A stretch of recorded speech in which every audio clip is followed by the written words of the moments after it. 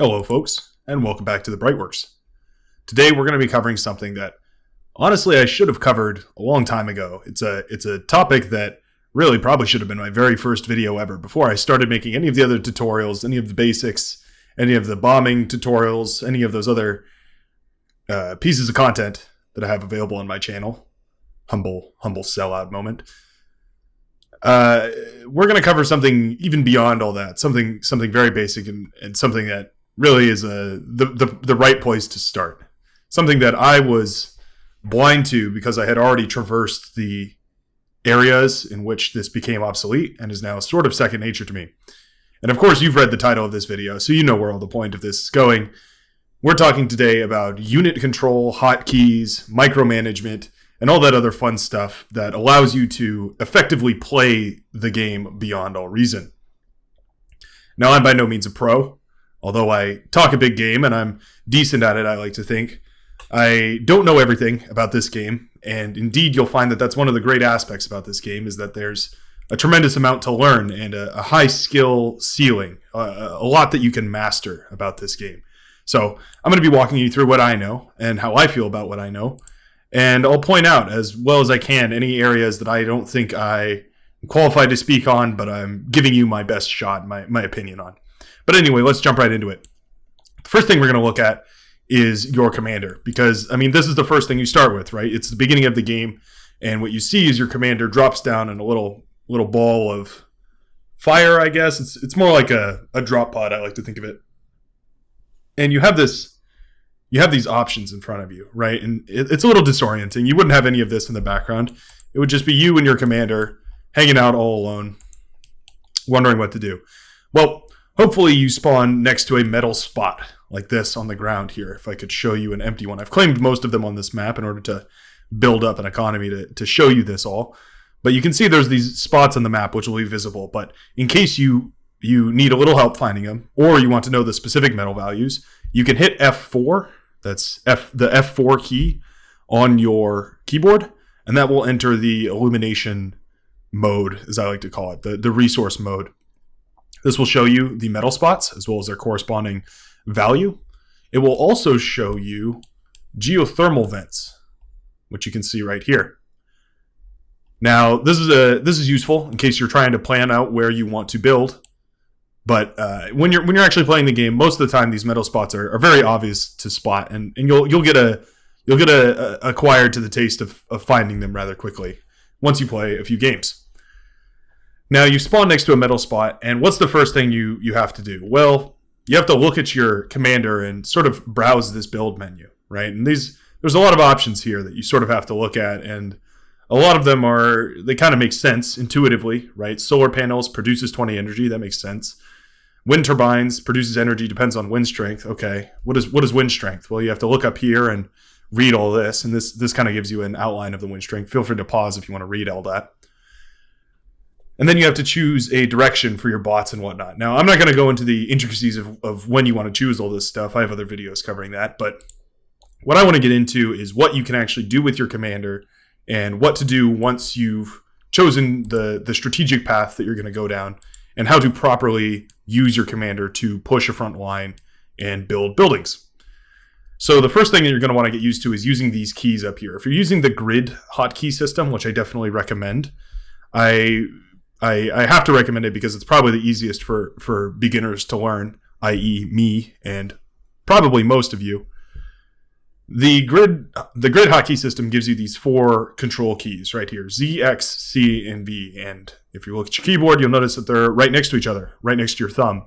So typically you use your thumb to select between the different 4 build menus that you have right here. And it becomes fairly intuitive after a while. If you want to build your economy, you hit Z, and you're presented with a whole choice of different options that you can select from. Now, the important part is to get used to hitting the selected tab that you want, so economy, combat, utility, or production, and then using the keys again to select the building that you want. This is something I catch myself with all the time, and it's easy to just reach over here and click this, but that sort of adds up at the end of the day, and a player who is able to rapidly use these hotkeys versus has to click over here and then do whatever they want is going to take maybe 10, 15 seconds extra every time they need to build a big queue of buildings and whatnot.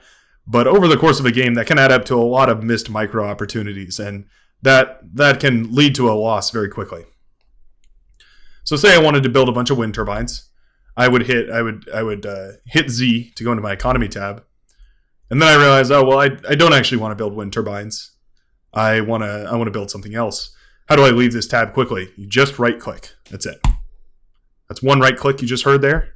I leave these clicks in on purpose, by the way, so you can hear when I'm clicking and interacting with things, in case anybody's wondering about that. You hit your right click to go back to, I guess, your default menu here. Now, it's easy to accidentally move your commander, which can be frustrating, but it just takes a little bit of practice to understand when you're in a menu and when you can right click safely and not disrupt your commander. So say I actually go back on it. I do want to build some windmills. I hit Z, and then I'm going to hit C, as in Charlie. And that's going to switch me to the windmill grid. Now, I can just left click. And indeed, what that'll do is my commander will start building a windmill. It's fairly intuitive, right?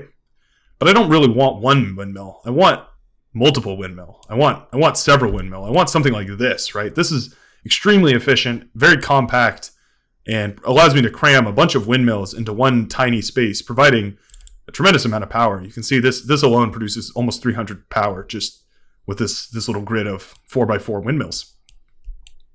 So how do you do that? Well, it comes down to key combinations. There's a few things that you should know. The first is if you hold Shift and then left click, you can queue buildings. So what is a queue? Well, any constructor can quote unquote queue buildings, tasks, whatever it is. And in fact, most units can queue things as well. I dare to say all units can queue things, any of their actions that they can do. So what are their actions, right? I get we're kind of traversing down rabbit holes, but once this gets to the end, we'll start building back up layer by layer, and eventually we'll get to the top, and hopefully you kind of understand all the intricacies of this. So what can units do? Well, the quickest way to answer that is to just look down here in the bottom left, area of the map. Now this contains all of the different settings and the different options you have for making a unit do something. So if we look at this constructor, these are all the choices that you have, right? You can tell it to stop, which basically will just cancel all of its current queued actions. You can tell it to wait, which will pause all of its current queued actions, and it will no longer do anything, but it will hold that queue in its memory. You can tell it to move, and that's sort of the default. You just hit M, and then you can left click. But typically you don't move units like that. You just right click when you have the unit selected. That'll automatically issue a move command. You can hit patrol, which is useful in a lot of scenarios, especially when you're dealing with things like this. I promise there's a reason there's these fighters, by the way. I'm going to get into micromanaging fighter control and that sort of thing in a little bit here. But just for right now, just understand that these are here for a reason. But this is one example where you would definitely want to be able to use the patrol key. What is the patrol? Well, it's effectively telling your unit to traverse between the point that it's at and the point that you click. So if I give this a patrol command, you're going to see that it walks over to this unit, or rather, it walks over to this location, and then turns around and walks back to this location. Now, this can be used in a whole host of different ways. We're going to use this pawn here. It's a little bit quicker. You can add multiple points to a queue if you want a unit to visit different areas. So I'm going to hit P because the pawn also has the patrol ability. I'm going to hit P, and I'm going to hold Shift. So I'm going to queue this command. I'm going to hold Shift, and that way I don't exit the patrol command until I'm done issuing commands. I press P and I hold Shift, and then I left click. And I'm going to left click here, and then I'm also going to left click here. And so what this does is it sets up this triangle. It'll do one because I didn't click it fast enough. But it sets up this triangle where now it will go between all of these different points. You can see, indeed, this pawn will just infinitely run between these 3 points that I've assigned to it, making a nice little pattern. Now, why is this useful? Well, there's a lot of reasons why you might want to patrol your units. One, of course, being that you want to scout an area and you don't have enough units to completely cover the area, but you have enough units that if you move them around, you can scout an area effectively. So say, for instance, we have these 3 pawns and we want them to scout back and forth between where they're at currently and somewhere over here by this metal extractor. So we would just simply give them a patrol command, shifting, and then right-click and drag, and they will patrol back and forth between these points, and indeed you'll see them move. Now let's talk about the command I just issued to move all of these units, or rather move all these units on their own, right? Give each of them a move command, but do it all at the same time. The difference between moving a single unit is that if you right-click with a single unit, it will issue a move command. If you hold shift and right-click, it will queue move commands, and the unit will move to these points, and then once it gets to that point, it will remove it from the queue. If you select multiple units, you can do the same thing, where you just right-click on a point, and they'll all move to this point as best they can. Sometimes they'll collide, and they'll have a mess, but they will all try to move towards that point. That's generally what you want, but it can lead to situations where your pawns or grunts or whatever other unit you're controlling group up in these situations like this, which of course is bad for when they come under siege from artillery fire or something like that. So for that scenario, you want to space out your units in a more effective pattern. Typically, more effective, in quotes, boils down to the literal shape of your army's alignment. So typically, the best shape for an engagement looks something like this. Looks like a little sort of a half moon, if you will, or a crescent. And the reason for this is a concave, and for those of you that are familiar with StarCraft, this is like the ideal unit position for that game, and indeed for most RTS games, because this allows your units to have a lot more surface area, but also it allows you to take advantage of flanking damage while your enemy cannot, because they're only attacking from a single concave point. But I'm getting ahead of myself. How do we get these units to all move into these nice little formations? Well, the trick is you highlight multiple units, you right-click on a point, but you hold, and then you drag your mouse, and it becomes this little, I would call it like a caterpillar or like a snake of dots, little green dots on the floor there. I hope you can see. Those dots represent the position of the different units within your composition. So when you're looking at these dots, you can understand, this is the shape that my composition will eventually be in, and what you can predictably rely on is that the unit closest to each dot will move to that dot. So for instance, here we have the middle pawn is going to move to the middle dot, the far left pawn is going to move to the left dot, and the far right pawn is going to move to the right dot. Indeed, that's what we see when we release and we watch these pawns go.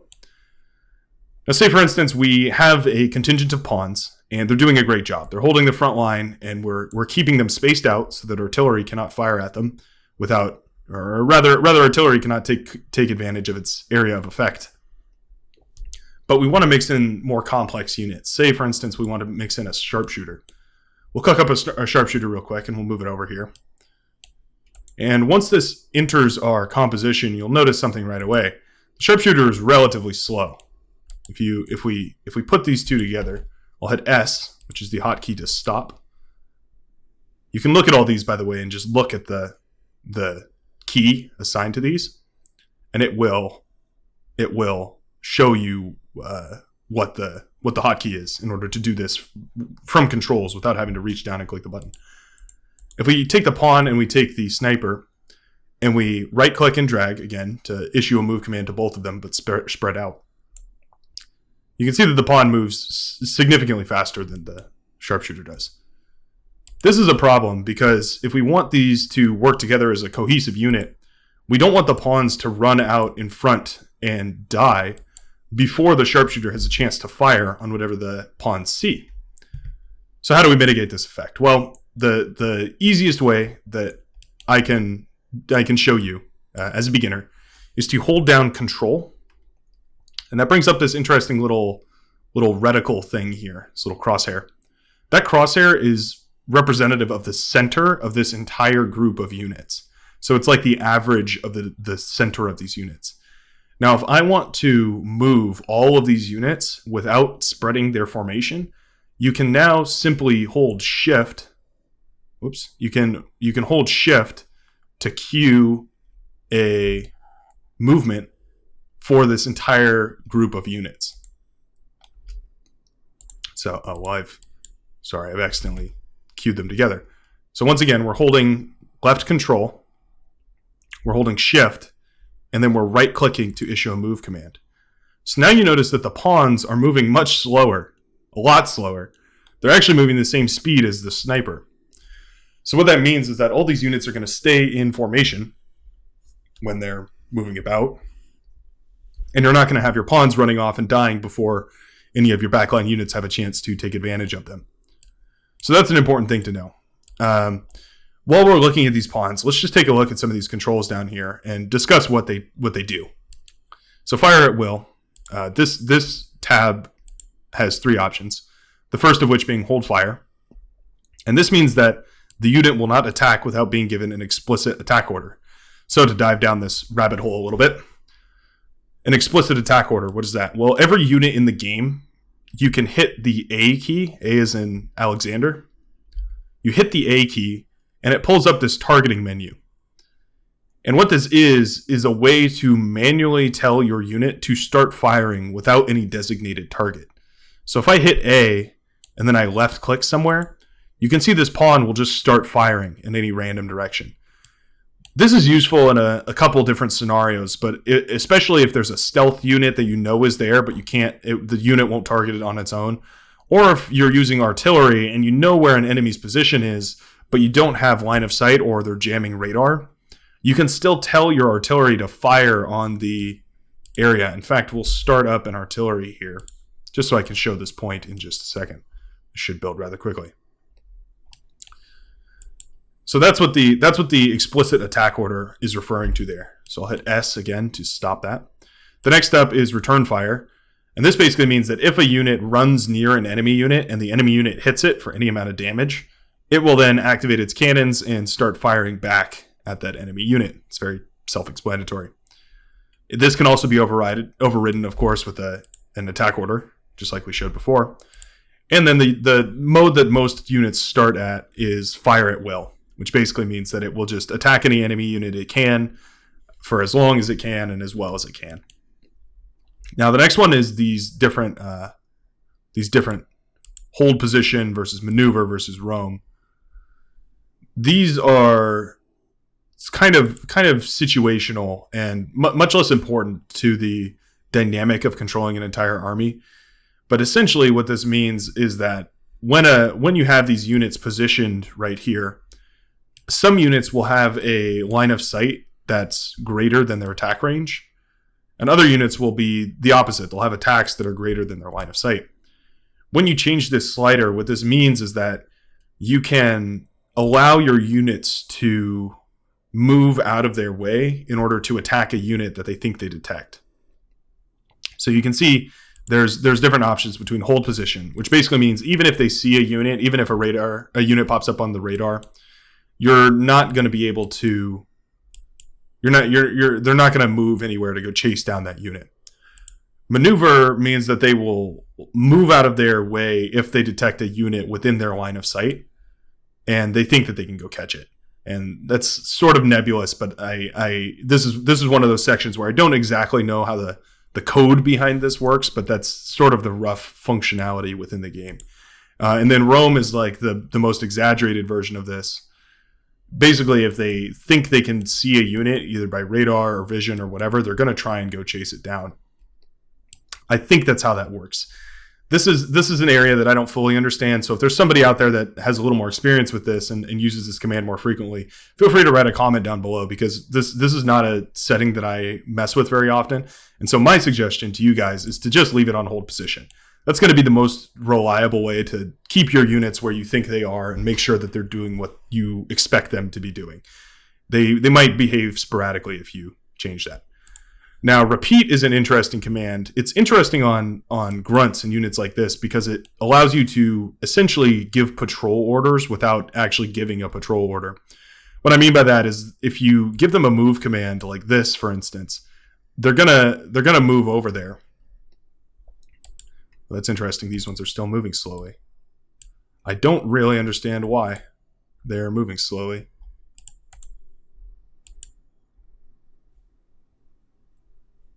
Huh. I must have somehow bound all these units together. I guess that fixed it. Interesting. Anywho, I can give these guys a move order, and you see that the move order stays on the ground. If I hold shift and then give them a move order, they're going to have this move order queued to take them over to there, and then another move order to take them back this way. Now, the difference between this and a patrol order is that a move order does not have them stop to attack enemies or anything. They won't stop for any reason. They'll just keep moving back and forth. A patrol order, if they see an enemy, they will stand still and try to attack that enemy, at least if you have hold position enabled anyway. The use case for this that I would offer you is that if you have an enemy that has artillery that is sort of just firing based on radar into your T1 units, set them on a patrol command like this. Maybe not all of them, but enough of them at the front line that the enemy is firing at them. And then set them on patrol something like this, so that they're moving in these sort of diagonal lines, and also, kind of in like different spaced lines. What this is going to do is that the enemy is going to target these and try and fire at them, but they're going to overcorrect. So that, they might try and fire at this, and then it turns around and runs this way. All the shots are going to land over here. What this means is that the enemy will think that they're firing on your units effectively in the fog of war, but in reality, you're essentially just baiting out their shots and wasting all of their time and effectively all their artillery power.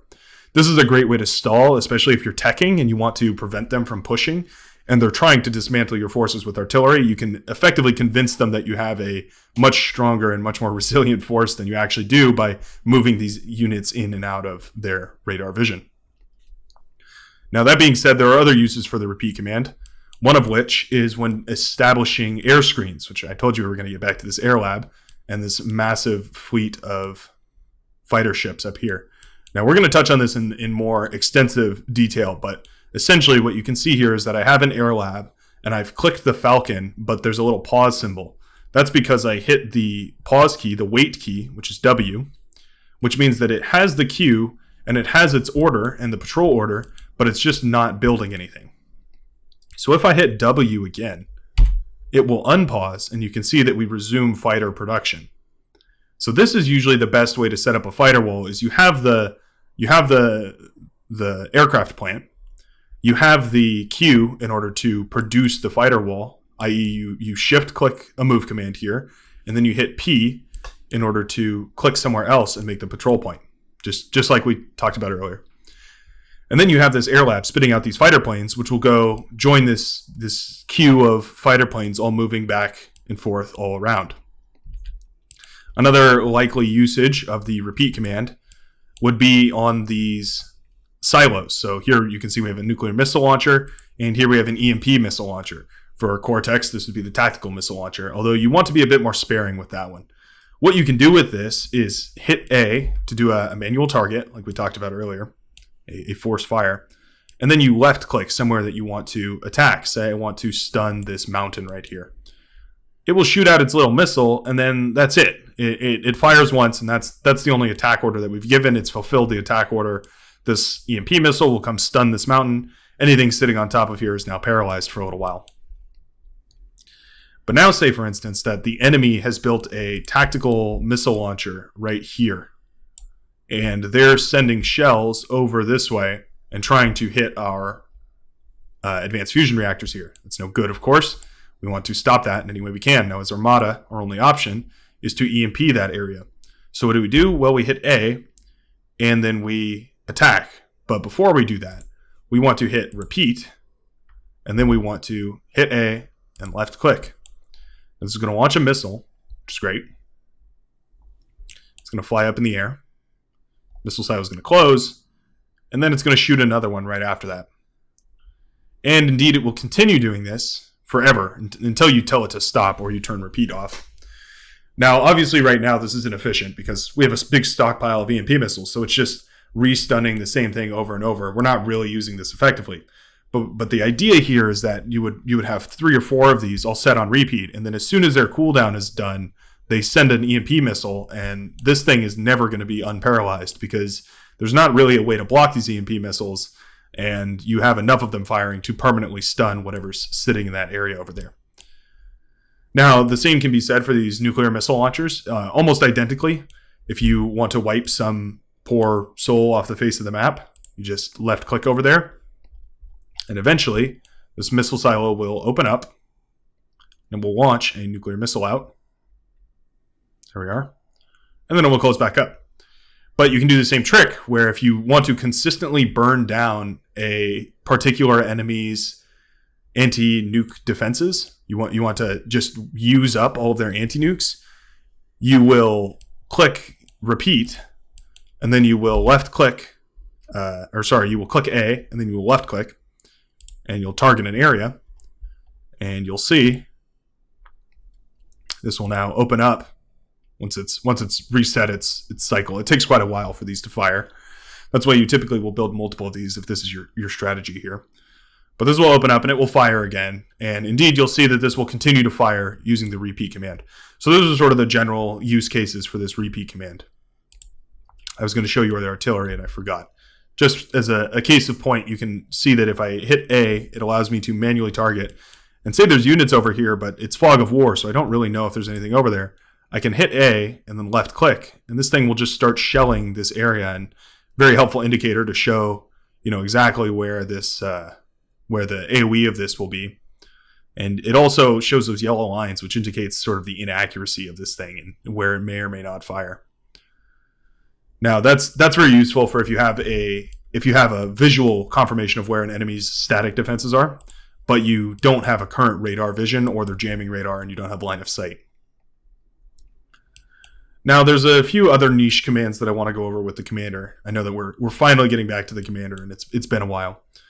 The most important command to know about that sort of it's not really taught to you is the D gun, which you can see right here. Fire a powerful commander disintegrator gun. Of course, accessed with the hotkey D, as in David. And it pulls up this targeting radius. And seemingly innocuous at first, it fires a blast that travels in a straight line out in front of it. This blast will instantly kill any unit in the game, regardless. From the biggest to the smallest, any unit this touches will be destroyed. Why do you need to know this? Well, there's often this scenario that comes up in the late game where someone has created T3 units, the experimental gantry units, which you don't have the units to counter, except one, which is the commander. One of its other abilities that you should be aware of is Cloak, which several other units have the ability to use as well, but the commander is useful more often than not. Cloak makes your commander invisible, and indeed any other unit invisible, which means that it does not have a line of sight presence. It does, however, still have a radar presence, which is important to know that if the enemy has radar targeting, they're still going to be able to fire at a cloaked commander or any other cloaked unit for that matter, as long as it's not stealthy. For information about stealthy units and what that means and whatnot, check out my unit thesaurus videos, which will cover the different types of units and what those keywords mean and all that sort of stuff. But for now, just know that your commander has a radar presence no matter what, but it can mitigate its line of sight presence. Now, when your commander is cloaked, he consumes 100 energy a second while he's just standing there dancing. If you move him around at all, it jumps immediately up to 1,000 energy per second to keep him cloaked. So keep that in mind that if you have your commander cloaked, it's not a tremendous cost as long as he's standing still. But as soon as you start moving him, it's going to become extremely expensive. Now, those are the main commands for the commander that you really need to know about. And in conjunction, what this means is that you can take a T3 unit that's coming in. Say there's a T3 unit that's broken my defenses and headed in this way. I will park my commander right around here. Maybe I don't have enough energy to keep it walking around, but I know the unit's going to come this way. When it finally walks into this, attack range of my commander, I'm going to hit D and D-gun it, just like that. This will instantly destroy any unit that's coming towards your base. This is really important to know because your teammates will be relying on you to keep an eye out for T3 units, early T3 units that have broken the lines, and make sure that you use your commander to D-gun them as necessary. Now, one of the other interesting hotkeys to be aware of is the area mechs. This is a very useful mechanism to be aware of, and it'll show you how it works with this construction aircraft right here. So you can see that there's these 3 mechs over here that are unclaimed. And one way to claim them is to right click directly on the metal, and that will tell any construction craft that you want to build a metal extractor on this point. It's all well and good, but say you want to build all 3 of these metal extractors. Well, that's no problem. You just hold shift to queue things in your, to add things to your queue. So I'm going to hold shift and then right click. Armageddon is being attacked. That's interesting. I'm going to hold shift and then I can right click. I don't actually want this to build. Let's pause it. So I right click and then I can hold shift and then right click again to add this to the queue and then add this to the queue. That's all well and good, but it took me 3 actions in order to build all this. And that doesn't sound like a lot, but look how many mexes there are on this map. I mean, if I did that for every single one of these mexes, it would take me forever to find all the spots first and foremost. Even if I entered this vision, it would take me forever to find all the spots and then to shift right click on all of the different spots. So there's a much easier way to do this. In your builder menu, when you hit Z, you enter economy. And the first thing that it's going to pull up in the economy is the metal extractor. If you hit Z again, Z for all my UK viewers, it will enter the area mex mode. What this is a circular selector, which means that you left click and then you drag to create a circle. Any metal points caught within the circle are going to be added to the queue for your builder to build a metal extractor on, like such. So you can see it automatically assigned a path for these. It's going to do this one, then this one, then this one. Whereas I would have done it slightly differently, but not by much. Wonder what's getting attacked. There is an enemy commander over here. But anywho, that's how you use the area mex. And this can be really important, especially in games where you have to claim large amounts of land, but you need to spare every APM that you have, every action per minute that you can divert towards something else you want to use on your base or whatever it may be. You can see, by the way, that these are still firing with that repeat command. I just wanted to show that they will continue to fire with that repeat command indefinitely until you turn them off. So by now, one of these missile launchers wouldn't be enough to burn down an anti-nuke, but if you had 3 or 4 of them, they might have worked through the anti-nuke by now. Anywho, when you queue up these mexes, that's all well and good, but it's important to know that you can do this with any of the constructors as well. And be aware of that most of the constructors are very similar in that way. I'm trying to think of any other useful commands, and the next thing that I wanted to talk about was this problem that you have when you have these T1 windmills sitting around in your main base. So say I'm looking to expand and I want to use all this build power that I have right here, right? I have these construction turrets. How do I get rid of these windmills? Well, the usual way that you get rid of windmills is to hit E, which is your reclaim option. And maybe I'm jumping the gun here by not explaining what reclaiming is.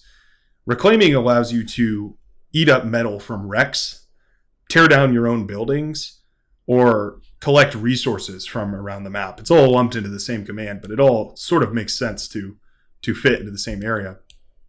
When you reclaim something, you're essentially recycling its resources into your own war machine, I guess you could call it, your own metal and energy supplies. And that goes doubly for your own base. Anything that you build in your own base has some amount of metal value. You can see this aircraft plant, when I select it, has a value of 860 metal. This T1 bot lab has a value of 650 metal. That metal isn't gone anywhere. It's just put into the form of a bot lab.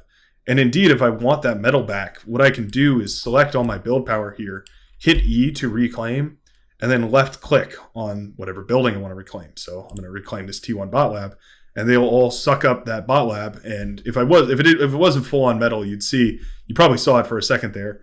I would have inherited 650 metal. Just all of the metal that I put into it, I would get back directly. But I have all these windmills here that are sort of taking up space that I really would rather have at my own disposal. Now, what I could do is hit E and then left click on these, and they'll tear them apart. But it's really difficult to do each of these. So what I could do is hold shift and then click on multiple of them, right? Sort of like that. And the idea is they'll eventually get torn apart. You have to be really quick because there's a lot of build power here. And they'll eventually be torn apart, but that also requires a ton of clicking, right? Like I have to manually select all these, and what if I miss one? Then I have to come back and do all that. So there is a quick way to tear down a lot of infrastructure that's all built in like this. And this is something I actually learned fairly recently. But you hit E, and then you hold left Alt, and then you left click on something like whatever you want to tear down. So for instance, all these windmills. I left click and then I drag. I hold it and I drag until all the windmills are selected in the circle, and then I let go. And you can see that it selected all of these for recycling, and it's going to tear down all of them at the same time. It's extremely helpful for tearing down that early T1 economy when those windmills are such a pain to click each one individually. Now I think that's basically all the commands that I wanted to showcase as far as unit movement goes, controlling them with their own, by right-clicking and dragging in order to make these formations. I think I covered that basically you always want to be in a concave when you're using units. And in fact, let me make some sprinters to show you that. And we'll just queue these up here, just so I have a few more units in order to demonstrate why the concave is better than the convex, I guess like this shape, a bowl shaped. Now, this is sort of, you have to take this with a grain of salt, right? Because it's all situational. But say, for instance, that I have all of these units, right? And there's a front line. In fact, let's move all of them over here. They're pretty fast. This shouldn't take long. We have all these units, and we're going to move them over here to this area. And we'll say that there's an enemy line, an enemy defensive line right here. What I don't want to do is make my units into a bowl shape like this, bow them out like this, because obviously the enemy now has a concave against us, right? So they're going to be able to fire at this guy right here. All of these guys can fire in towards this one character. So that's no good. We don't want that. If we instead build a convex like this, that's a little bit better because it means that the only exposed areas per se are this guy can sort of be attacked by that guy, and this guy can kind of be attacked by that guy. And that's manageable because obviously we can just pull these guys back a little bit if they're being harassed and we don't want them to be attacked. But our main force is essentially ready to attack anybody that pushes through. So why is this better to engage against when the enemy is pushing in a straight line? Well, the reason is basically geometry, but if the enemy pushes towards us like this with a straight line, you can basically see that the units here in this area, the middle, are going to take longer to be within the effective range. I know these have a larger range than this. Just imagine this is a bigger battlefield, right? These units in the middle are going to take longer to get into this fight than all of these units over on the side. So what that means is that all of these units are going to be able to attack into this unit and this unit and this unit. Ignore my terrible arrows, but basically you get the idea that as these units progress, they're all going to be attacked by these different angles, right? And what that means is that the steeper our concave is, so say it's like really steep like this, what that means is that as these units push in, only effectively, let me clear all this and draw another line. If this is their army line pushing inwards in this direction, only these couple of units on the edges are going to actually be able to attack any of our units. But we're going to have way more units able to attack into those units, right? So you see the basically why this creates an advantage is because they're only using effectively, I don't know, maybe a quarter of their total firepower, whereas we're using maybe half of our total firepower. So in an ideal situation, the like 100% ideal situation, what you really want is not a concave, but actually like a split of your units, almost like this. And then when the enemy pushes their front line forward, again in this direction, as they move forward, as the front line moves forward, you basically want to move your units inward step by step by step until you've basically fought off the edges of the enemy unit composition until there's only a few left in the middle, and then you can just surround them with a quick right click and a drag to make a circle around them. And you've effectively whittled down their force using basic geometry. So that's really important to know as far as unit movement and sort of the general shape. If you come from StarCraft 2, God bless your soul, because this is everything a StarCraft player aspires to. If you can gain unit control to this degree in StarCraft 2, you're effectively one of the best players in the entire scene of StarCraft. That's the whole point of this, is that this allows you to make these beautiful concaves of units that are extremely powerful and can be microed to insane degrees of efficiency, while making it accessible to the average player. There's not a crazy skill ceiling. You just have to know about the idea of geometry and how units are affected by basic positioning. For anybody curious about this, there's a lot of Roman strategy that's based around this, actually, where effectively you would have let me draw a diagram of this in case anyone's interested. The idea is you have an enemy front that's pushing right down from this way. You have Roman legionnaires that hold a position right here and right here. And then you have another separate group of legionnaires that are here, but they're slowly retreating backwards as they're fighting. So what you end up with is actually a line like this, where you have these two are fighting each other. And then you have this moving line of units fighting each other, sort of dancing their way backwards. What this results in is effectively you have this wall of soldiers holding their own here, and this wall of soldiers holding their own here, and then you have this trickle of units kind of moving down this way against a wall here. And then what you do is you have reinforcements on this side and this side move in like this. And what you've effectively created is a perfect surround. So this is, I guess, your history lesson of the day, right? You're learning all about legionnaire tactics and how to properly engage and surround your enemy and essentially decouple them from their force. And that's exactly what I just explained here, where you want to engage the enemy from as many sides as possible. That's what this allows you to do in order to split your enemy's forces effectively into quarters and then halves and then thirds and however it sees to be advantageous to you. So hopefully that's helpful. Hopefully that explanation wasn't so scuffed that all the history buffs who have looked into it more deeply than I have won't be upset at me. But that's basically what I understand. And more importantly, that's what I know to be effective when playing the game. So if the takeaway from this is that if you're sending reinforcements to the front, the best option isn't to bunch them all up in the middle. Don't just right click and have them all grouped up in the center.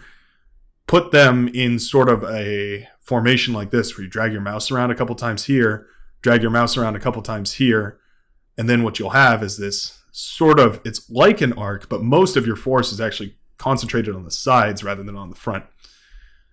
Anyway, that's a long-winded explanation about troop tactics on the ground. I think we've had enough of that. Let's move to the dynamics of aerial control.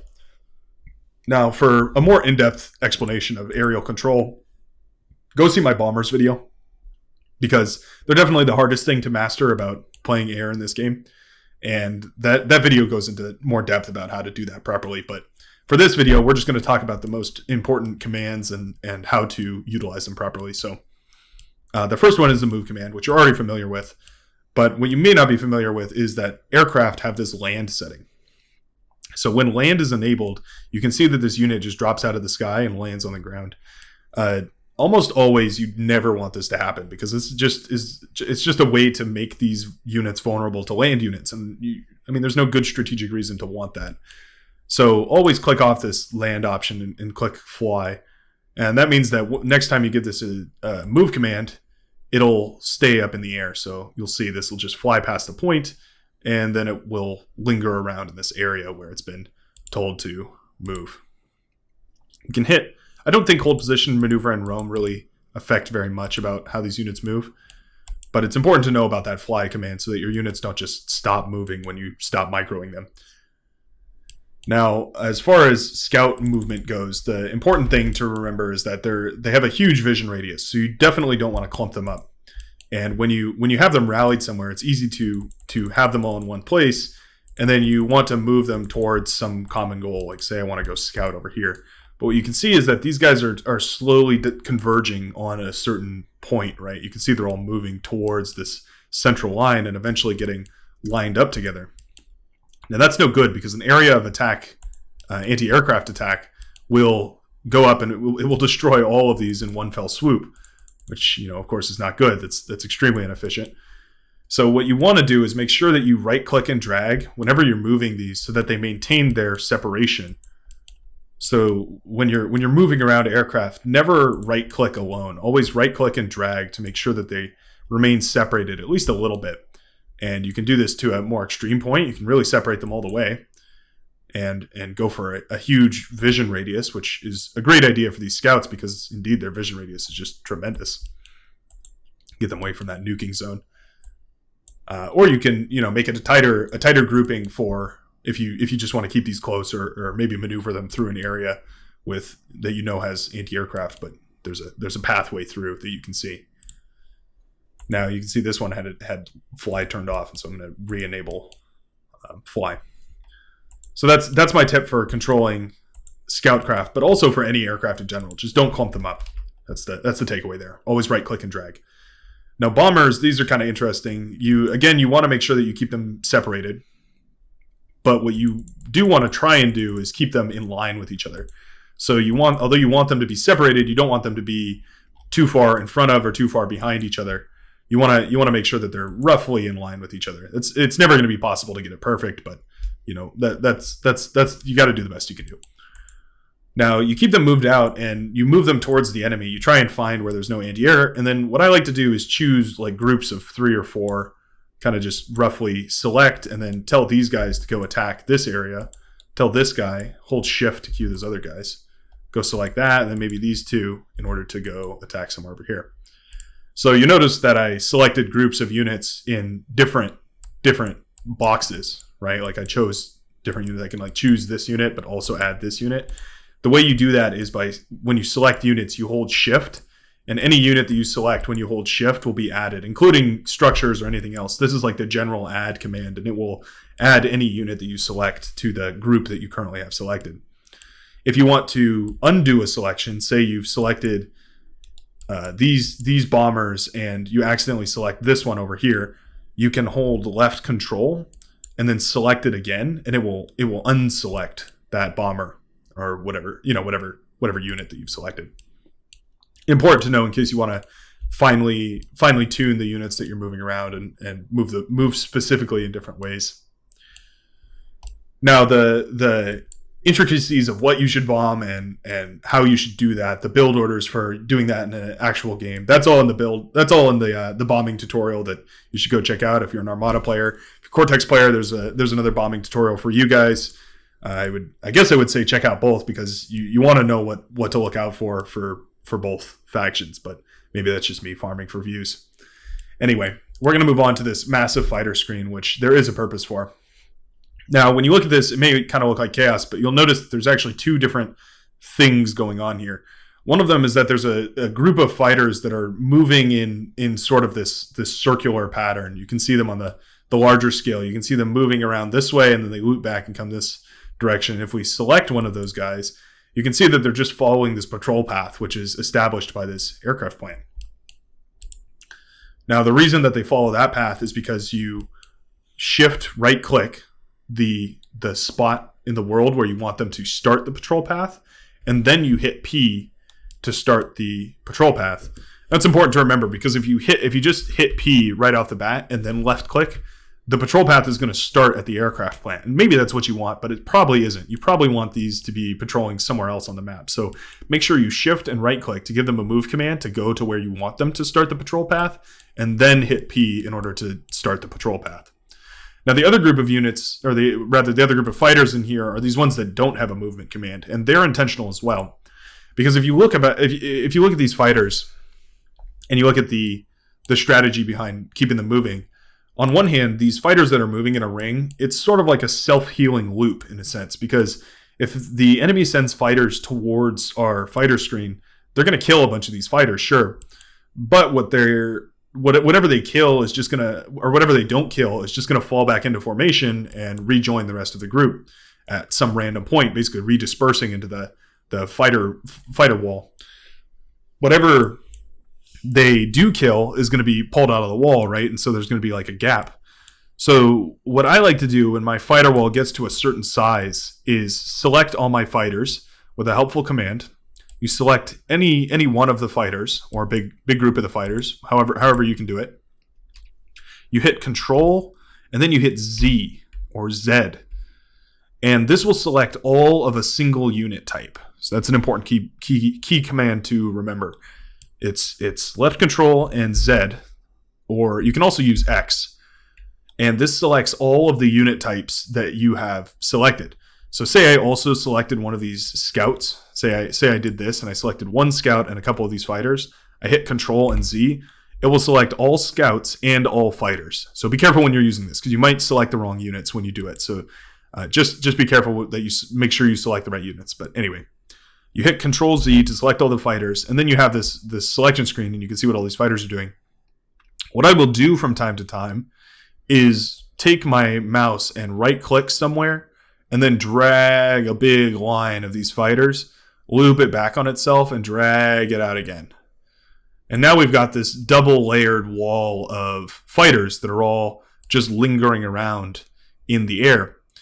And the reason you want to do this is that in case the enemy builds anti-air defenses or structures, or they manage to get an anti-air vehicle or something underneath your fighter wall, they will only take out a very small chunk of that fighter wall. So, say they put a anti-aircraft turret right here, or a vehicle or something, and it was shooting up at my planes, and I didn't notice it. They're only going to kill all the planes in this area. That's the extent of the damage that they can do because of their effective range. So what that means is that if they send fighters in, I'm still going to have fighters lingering around in sort of this area over here and over here in order to come in and deal with the fighters that are pushing in. And remember what I said about those concaves, that works just as well in the air as it does in land combat as well. If you have a bunch of fighters that are, let me clear the screen actually. If you have a bunch of fighters and bombers moving in, say you have, maybe the triangles are fighters. That seems appropriate since that's their symbol. And then you have a bunch of bombers, which we'll call X. They're usually going to fly in some sort of formation like this, where the fighters go ahead and then they punch a big hole in your fighter wall, kill a bunch of your fighters. We just self-destruct a bunch of these. Just to show you kind of the extent of the damage that they would do. They blow a hole in your fighter wall, and now all of this is moved forward, right? You have all these fighters that are now locked in dogfights and are moving around this way. And then you have these bombers coming up from back here. Well, lucky for you, you have this whole army of fighters right here that you can just cross across the map this way, and a whole army of fighters right here that you can cross across the map this way. You get them caught in a crossfire, and the fighters can only fire forward, so they're going to have to turn and basically jump in front of your fighters flying both directions. And then once you've sent your fighters in both directions, you now have cleared the entire airwave, and you've done enough damage to these bombers that most likely they're going to fall out of the sky, if not be taken out by your other defenses. Now you have all these fighters that are out of position. What do? Well, you just reinsert them back into a nice big fighter wall, and your fighter wall is completely patched. Now, after that, what you do is you click on this, and remember how we left it paused? You just hit W again, and it'll restart fighter production. And there you have it. Now you've effectively utilized your fighter screen to deny an enemy of its push against you, its bombing run against you, and you've managed to use your fighters more effectively than theirs, which essentially is what comes down to the victory in an air battle when numbers are roughly equivalent. And then, of course, these fighters will begin repopulating that circular pattern that goes around and healing up the wall, as if you will. And then once it gets big enough again, you just select it all again, redistribute the fighters as you see fit, and so on and so forth. That's how I see maintaining these fighter walls. Now, our world is getting pretty messy, and I think that's about all I wanted to cover here today. I'm running out of tips, tricks, and other ideas for you. The last thing I wanted to cover was basically the build options that you have, because that's sort of the cake on top. I'm going to show you this with walls, these fortification walls, because they're an easy thing to use, but they also are very, very cheap to produce, so I can build them quickly. If you left-click with a building, it will place down that building. That makes sense. If you hold shift, it will place down that building, but it won't take your cursor away from that building. So you can build multiple of that building. That also makes sense. That's pretty simple. If you hold shift, you left click and drag, you can build lines of that building. And the game is on a grid, but it will try to do its best to make a solid, complete line out of that building. So let's make a line of 3 of these fortifications. If you want to space out these buildings, say for windmills or whatever else, you can hold left Alt and hit Z or X to increase or decrease the spacing between these buildings. So again, that's Z or X to increase or decrease the space between buildings here.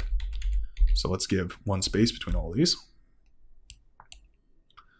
That's very, very useful for building wind farms because you don't want them to chain react against each other. So you would space them out a little bit. If you hold Shift and left Alt, as well as being able to change the spacing of things, you can also drag boxes and it will make these completely filled in areas, these squares of buildings. And indeed, typically you would use this for windmills or something like that where you'd space them out properly, like something like that. So we'll tell our commander to build that. And you can see that it will put these fortification walls down in this spread out pattern as we've designated it. Now I'm going to hit S to tell it to stop because you get the idea. And the last thing that you can do is hold down all 3 keys at once. So Shift, Control, and Alt all at once will produce, and if we reduce the spacing on these by holding Shift and then, or Alt and then Z and X, and then we hold down all 3, you can see we can actually make hollow squares out of all of these. So this is a really easy way to make hollowed squares of different, different structures and whatnot. And so you can see the commander will build these little fortification circles. What do you put inside these fortification circles? Well, there's a couple good options. One of them would be a beholder. If you put that right in the middle of it, your enemy won't see the beholder, so they'll just think you built a random square of fortifications. It's not worth destroying those for any reason, but it actually gives your beholder some coverage from being harassed by enemy units. So that's a good idea because against a player, they're not going to think like, oh, well, there's a bunch of walls here. I'm just going to spend my time destroying them. Like, no, there's nothing in those walls. So it's not worth fighting those walls. And indeed, you get free vision out of that, essentially.